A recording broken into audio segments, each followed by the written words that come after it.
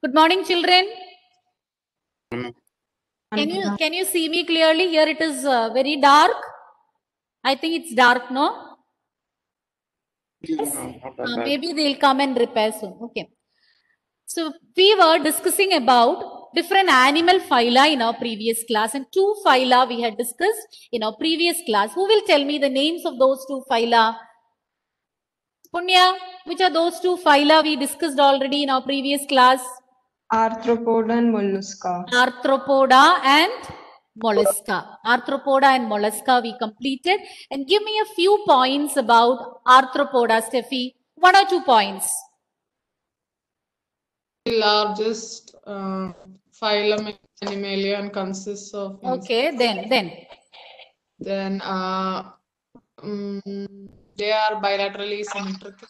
Bilaterally symmetrical. What is its unique feature, arthropodas? Unique They feature. are jointed appendages. Jointed appendages. Okay, coming to the next phylum, mollusca. Nevin, tell me a few points about mollusca. They're soft-bodied. They are soft-bodied. Then, Might have a shell.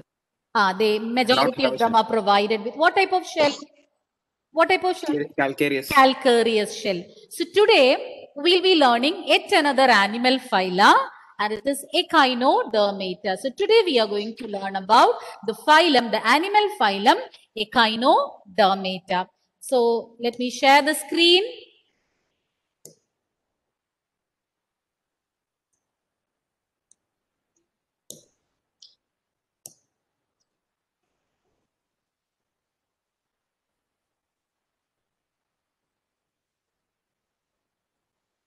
Okay. So Echinodermata, the phylum which we are going to learn today. You can see what is seen in that picture, children. Are you familiar with these organisms? Anyone? What do you Starfish. see in that figure? Huh? Starfish.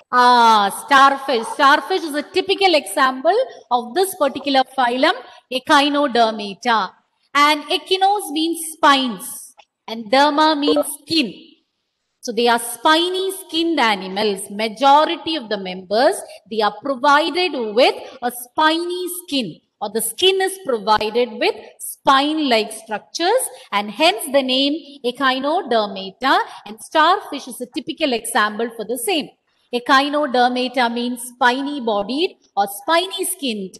They are called so because they have a very hard skeleton which is made up of calcareous ossicles. So they are provided with a skeleton which is made up of calcareous ossicles. Ossicles actually means small bones. Smaller bones are known as ossicles. So because of the presence of these calcareous, already the word meaning we had learned, calcareous means made up of calcium carbonate. So because of the presence of these calcareous ossicles, we call them as Echinodermata.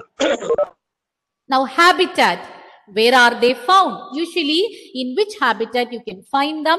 They are found in marine habitat. Then they are bilaterally symmetrical. So throughout, in almost all the phyla we discussed so far, we were telling about bilateral symmetry. The symmetry is bilateral, which means the body can be divided into two identical halves by cutting it along a particular plane passing through the median longitudinal axis. Already we had completed explanation of different types of symmetry. Then they are triploblastic, consisting of 3 germ layers, and coelomate, having a true body cavity. They have organ system level of organization, which means here they have organs, and the organs are grouped to form organ system. So once again, quickly we will see Echinodermata. They are spiny bodied or spiny skin. They have a skeleton which is made up of calcareous ossicles. They are found in marine habitat. Body is bilaterally symmetrical, and they are triploblastic, coelomate, and they have organ system level of organization. Then already we learned they are having organ system level of organization. So some of the important systems, digestive system. A digestive system is complete. So in the introductory part of this chapter, you learn the difference between complete and incomplete digestive system. So incomplete digestive system means they will have only one opening which serves as mouth and anus. But here in echinodermata, the digestive system is complete, which means they have two openings, mouth and anus. Mouth is on the ventral side and anus is on the dorsal side. So you can see the figure over here. In one side, on the ventral side, you can see the mouth, and on the dorsal side, you can see the anus. So a starfish, picture of a starfish is given, and they are provided with anus and mouth, one on the ventral side and one on the dorsal side. Anus on the dorsal side and mouth on the ventral side. And the next point, they have a very important system which helps them to carry out a lot of functions, several functions like respiration, movement or locomotion, capturing of food particles, transporting these food particles. All these are carried out by a system known as water-vascular system. Already you know what is the role of a vascular system. Vascular system helps in transporting. So in your body, vascular system, your blood vascular system transport nutrients, waste materials, etc. Similarly, here water vascular system means the water keeps flowing and carries out different functions like respiration, locomotion, capture, transport of food, etc. So water will be having all the food particles, the oxygen for breathing, and they will be taken in, and similarly the water will be living out, taking away the waste materials and carbon dioxide. So the name of the system is water vascular system, and it helps in locomotion also. Here what you see in the picture is a water vascular system. It shows the lower side of its body, and you can find certain structures. You call them as tube feet, tube foot or tube feet. Several structures. See these structures, so many are arranged, and it is with the help of these tube feet that this particular system, water vascular system, functions. You know, they are marine, they are found in water bodies. So when they are in water, water will be, or when they are in the sea, the water will be passing through these tube feet. And the tube feet can even exert suction pressure, which helps them to anchor to a particular place, enable them to move. So water, once it enters the body, it will be passing through these tube feet, enabling them to move, to capture food, transport food, and also helps them to respire. The details of water vascular system you need not learn, but you should know that water vascular system is a very unique system, a very typical feature of this particular phylum. Is it clear? Now, moving on to the next point. Moving on to the next point. Just 1 minute, children. Let me deselect the pen. Yes. Reproduction. Moving on to the reproduction.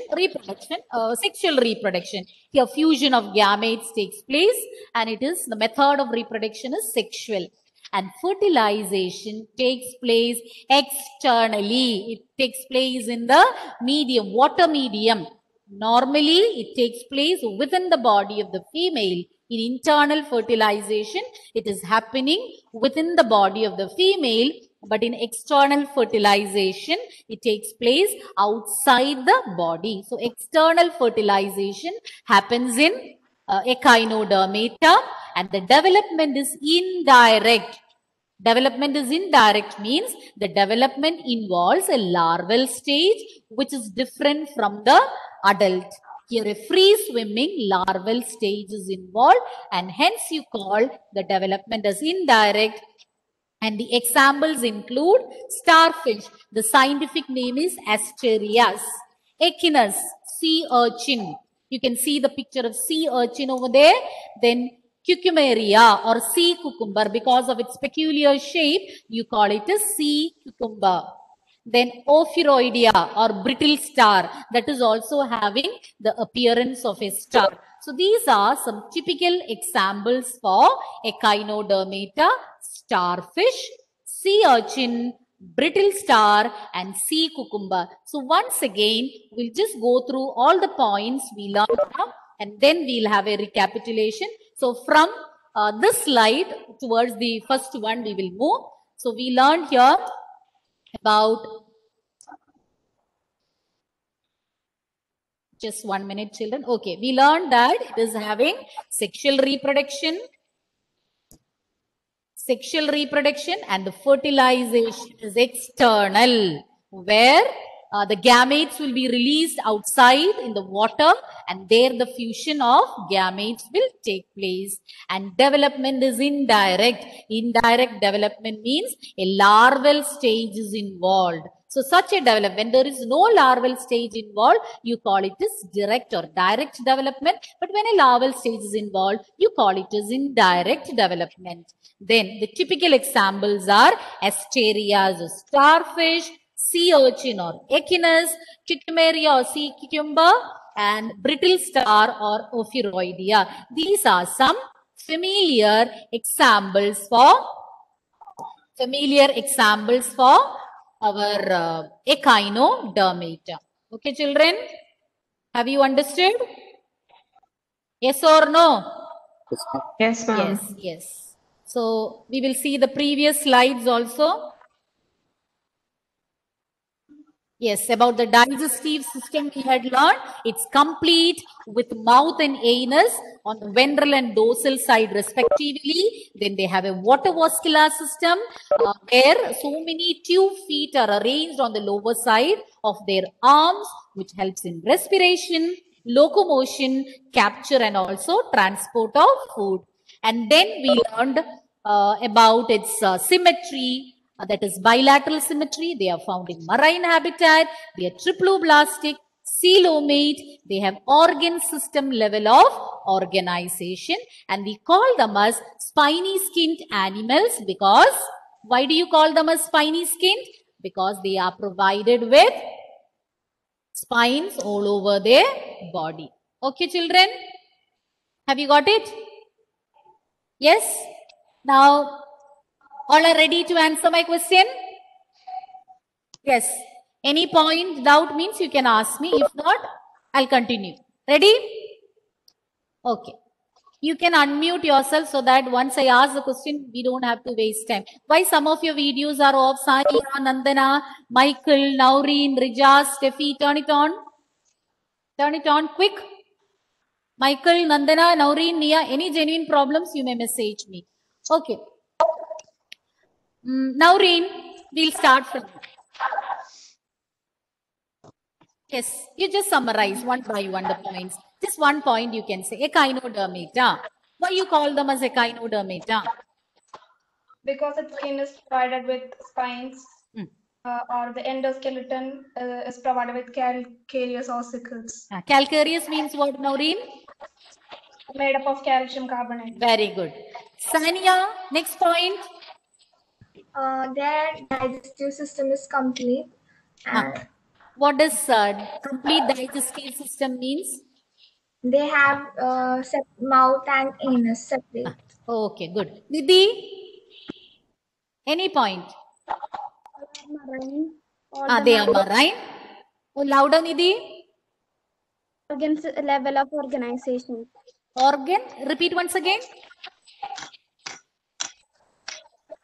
Don't read, you say from what you remember. Once again. 2 points you said, just repeat it without looking, that's all. Marine. Good, then. Organization. Yes, good. Organ system level of organization. Gayatri, next point. Their digestion is external and the development is indirect. Once again, I didn't get it. Fertilization is external and yes, their development is indirect. Why indirect development? Why do you call it indirect development? There is a stage of larval stage in which they are not similar to that of parents. Yes, good. Nevin, what is remaining now? What are the points remaining now? Vascular system. Water vascular system. What are the uses of this particular system? Respiration of food. Ah, Respiration of respiration, transport of food. Only for transport of food and respiration. One more important function. Being an animal, it has to. All animals, majority of the animals, they exhibit a particular feature. What is that? They have to. I'll tell you the name of that structure present on the arms. Arms, tube, feet. So what could be its function? Feet. Your feet is used for what, child? locomotion. That's it. We're moving from one place to another. Then, Rijas, anything remaining? Rijas, what about the symmetry? Rijas, louder. Bilateral symmetry. Yes. Malavika, tells. Malavika. Examples are starfish, Then sea cucumber, sea cucumber. Yes, good. So we will move on to the next phylum now. Okay.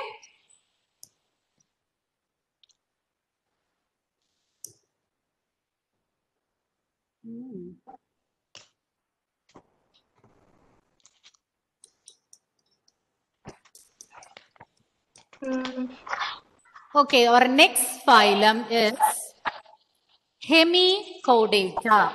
Hemichordata is our next phylum.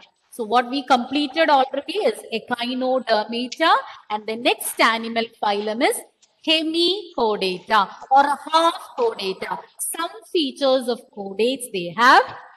Earlier, Hemichordata was included under phylum Chordata. Phylum Chordata you'll be learning. You know that it is in the phylum Chordata that we are included. So earlier, Hemichordata was included under phylum Chordata. But now it is placed as a separate phylum under non-chordata. The difference, the main difference between chordata and non-chordata is that chordates, they have vertebral column, whereas non-chordates are without a vertebral column. So earlier, this was included under phylum Chordata as a subphylum under phylum Chordata, but now placed as a separate phylum. So 1 mark question, or for multiple choice question, it can be asked, name the phylum which was included under phylum Chordata earlier, but now placed under a separate phylum under non-chordata. Then you need to write, it is Hemichordata. It includes, as you can see in the picture, worm-like marine animals. The habitat is sea, marine water, and they resemble worms. They are worm-like marine animals. Symmetry. And it is same as the phyla we already discussed. Quite a few phyla we had discussed the same points. Bilaterally symmetrical, triploblastic, and coelomate. Bilateral symmetry, I'll repeat again. Bilateral symmetry means here the organism can be divided into 2 identical halves by cutting it along a particular plane passing through the median longitudinal axis. And triploblastic consisting of 3 germ layers, coelomate means presence of a true body cavity. So the same points we had been discussing for quite a few phyla. Then the body is cylindrical in appearance, and they have a proboscis on the anterior part. They have a proboscis. So body is divided into 3 main parts. You can see in the figure very clearly. A proboscis. This part is known as proboscis. Then there is a collar, and then comes the trunk region. Okay. So proboscis, trunk, and collar. These are the 3 parts of a hemichordata. The body of a hemichordata is divided into proboscis, corner, and trunk. Just like when we discussed about arthropoda, we learned that its body is divided into head, thorax, and in arthropods, we learned head, thorax, and abdomen. So similarly, in hemichordata, the segmentation is like this. Anterior proboscis, middle collar, and followed by a very long trunk. So once again, we were discussing about hemichordata.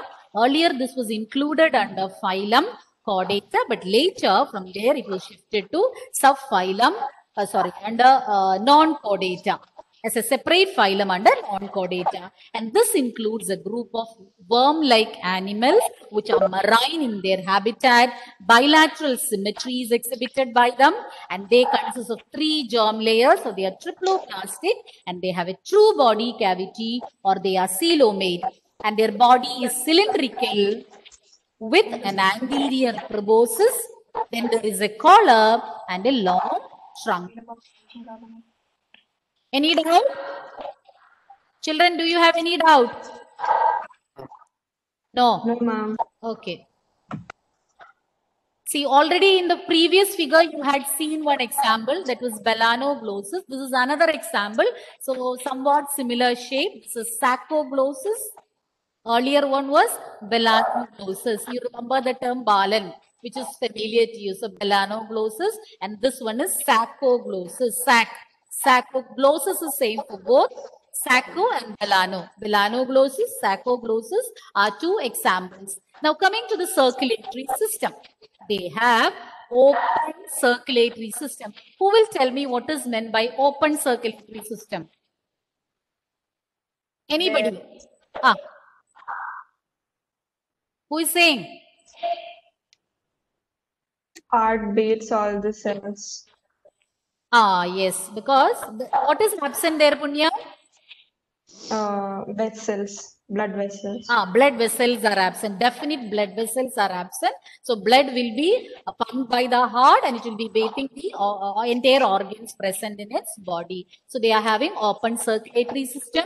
Respiration is with the help of structures known as gills. Gills, it is familiar. Even in fishes, you have heard about gills as a respiratory organ. So it is with the help of gills, and they have an organ known as proboscis gland. Already we learned anterior proboscis. So that part is provided with a gland known as proboscis gland, which helps in carrying out excretion. Fertilization is external, just like in echinodermata. Here also the fertilization is external. Development is indirect. So indirect development means larval stages involved. Sexes are separate. Sexes are separate means male and female individuals are there. It is not in some organisms like in leech, we learned that male and female sex organs can be found in the same organism. But here it is not like that. Separate individuals, separate male and female individuals are there. So such a condition you call it as separate sexes, or sexes are separate. Examples, belanoglossus and saccoglossus. 2 examples for hemichordata, belanoglossus and saccoglossus. Got it, children? Have you understood? So once again, we will quickly summarize the points. Hemichordata, the first point what we learned was it was considered as a subphylum under phylum Chordata, but now they form a separate phylum under non-chordata. They consist of worm-like marine animals. Habitat, they are found in sea. They are worm-like, then bilateral symmetry. They are triploblastic and coelomate, and their body appearance is cylindrical, and the body is divided into 3 parts: proboscis, collar, and trunk. Okay. Then moving on to the next one, open circulatory system, and gills carry out respiration, and proboscis gland is concerned with the excretion of waste materials, and fertilization or the fusion of gametes takes place outside the body, and the development is indirect, involving a larval stage, and sexes are separate, and examples include melanoglossus and saccoglossus. Yes. Who is going to tell me the answers? Point, summarize. Quickly summarize. I'll start with Evelyn. Yes, Evelyn. Is there anyone to mute your microphone? Some voice, some disturbances I can hear. Yes. Evelyn. Evelyn, and after that, Anna will continue. Louder, Evelyn. They were earlier included in chordates, but now They were are earlier included under chordata, but now Ah. they are included in they are included in the non-chordata. Yes. Next point, Anna. Ma'am, a small group of worm-like marine animals. Yes, very good. Then, Anthony. Anthony. Anthony. Michael.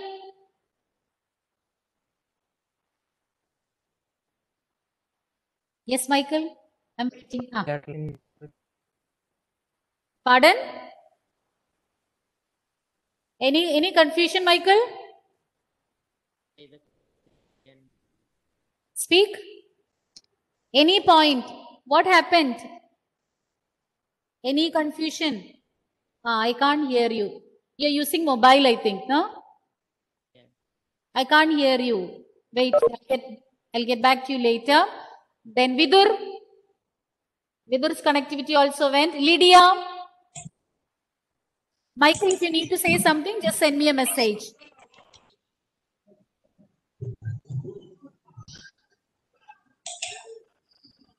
Lydia, hemichordata, I want you to tell the points.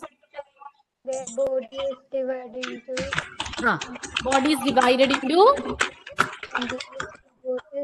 proboscis, proboscis, collar, and also a long, okay, long trunk. Then, Nevin, Vidur, you are there. I was waiting for you. Next point. Vidur, do something with your connectivities. Vidur, he has got some connectivity. Nevin, Vidur, will you be able to speak? Yes. Vidur gave me the answer. He has messaged. They have a cylindrical body. Very good. Another point, Nevin. Open circulatory system. Open circulatory system. Rajas.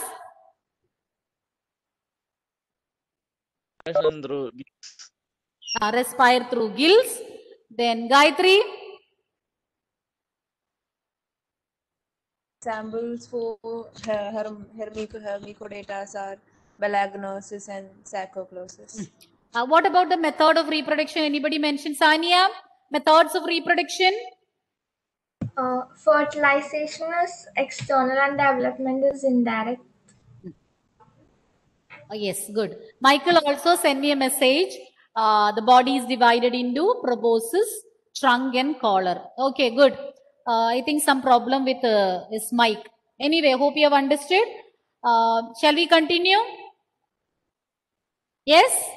And Nandana had asked me, water vascular system, could you explain? See, water vascular system in echinodermata, it helps them to carry out respiration, then transportation and transportation of food, capturing of food, and also it helps them to move from one place to another.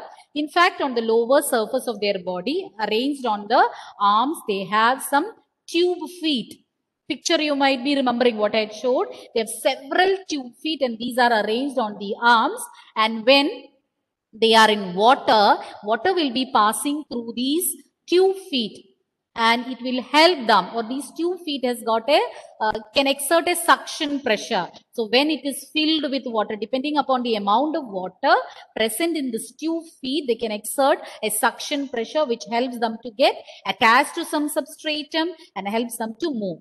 And since water is moving through these 2 feet every now and then, they get the food which is present in the water, and also the waste particles from its body also will be removed. And if you take the case of respiration, the oxygen dissolved in water will enter through this water and enters the 2 feet, and carbon dioxide will be living out. So details you don't have to learn. Let me see whether I can show you a video on the movement or the action of this water vascular system.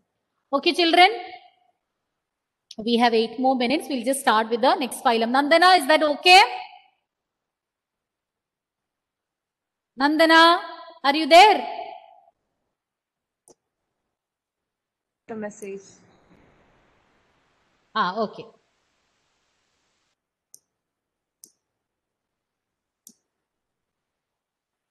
Now the next one is phylum Chordata. Very, very important, because we human beings are included under this particular phylum, Chordata.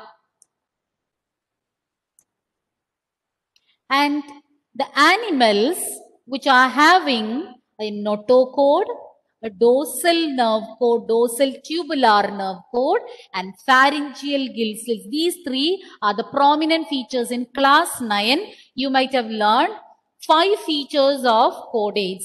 They have a notochord, dorsal tubular nerve cord, pharyngeal gill slits. Then they are triploblastic and bilateral symmetry. If you check your 9th standard book, chapter Diversity in the Living World, you will get these points. So some of the typical features, the prominent features of chordates are presence of a notochord, dorsal tubular nerve cord, and pharyngeal gill slits. So in that figure, what you see is the embryonic stage, and you can see nerve cord, notochord, and gill slits in the pharyngeal. Gill slits means arranged in the pharyngeal region. Gill slits, some small slits which helps in respiration. And later, notochord, nerve cord, and pharyngeal. Children, can you see the screen? Gayatri? Yes, ma'am. Vidur told he can't see. Vidur, maybe there some connectivity issues are there. That's why. Okay, I'll repeat. Listen carefully and you can see the recorded session. And then, let's see what is meant by this notochord. Notochord is a flexible rod which is located in the mid-dorsal line between the alimentary canal and the nerve cord. So here you can see the notochord is marked over here, and it is between the alimentary canal and the nerve cords. So in between the gut and the alimentary canal, you can find notochord. But this notochord will undergo, it will be present in all chordates in the embryonic stage, but in some of them, the organisms or in some of the chordates, they will be replaced or they'll get transformed into some other structure as they transition, or as the transition from embryonic to adult stage happens. Children, Anthony told he can't hear me. What about Gayatri? Any problem in hearing? Okay. So once again, so we were discussing about the salient features of chordates. So 3 prominent features what we discussed was presence of notochord, dorsal tubular nerve cord, and pharyngeal gill slits. These 3 along with the triploblastic and bilateral symmetry are some of the salient features of chordates. And what is this notochord? Notochord is a flexible rod-like structure. And where is it situated? It is present between the alimentary canal and the nerve cord. So in between the gut and the alimentary canal, running along the entire length of the body, you can find a flexible rod. You call it as notochord. Okay. And if you take the case of human beings, this notochord will change into vertebral column. Dorsal tubular nerve cord will change into your central nervous system, brain and spinal cord. Whereas the pharyngeal gill slits will disappear or will get transformed into some other organs. I'm telling about human beings. Okay. Either they'll be persistent or they will undergo transition to some other structure. Hope you have understood. Yes or no? Yes, ma'am. Okay. Any doubt means let me know.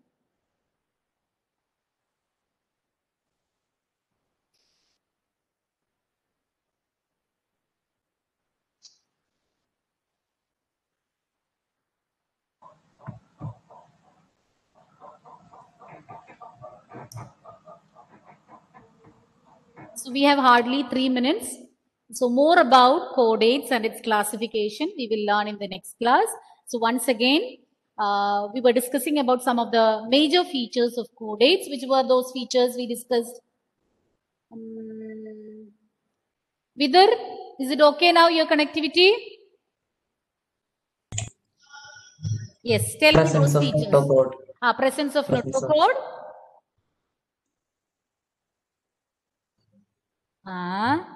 I repeated many times. I'll make Steffi say and you will repeat after that. Steffi? They have pharyngeal gill slits. Yes. Then dorsal nerve cord. Yes. And notochord. Yes. Vidar, you heard? Now you heard, Vidar? Nerve cord. I will say once more. After that, you repeat. Pharyngeal gill, presence of pharyngeal gill slits, notochord, and dorsal tubular nerve cord. Say once again. Their connectivity again, some problem is there. Vidar, I want someone else to repeat. Yes. Yes, Vidar. Pharyngeal gills. Yes. Pharyngeal gills. 3 times pharyngeal gill slits. Dorsal. Dorsal. Tubular. Dorsal. Tubular nerve cord. And the most important. Notochord. Notochord. What is notochord? What is meant by notochord? Anna, what is meant by notochord? Chord is a flexible rod. Flexible rod. Where is it present? Location between? Dorsal line between the alimentary canal and nerve cord. Yes. Between the gut region or alimentary canal and the nerve cord. So we'll continue chordata in our next class. Okay, children, we'll see you next class.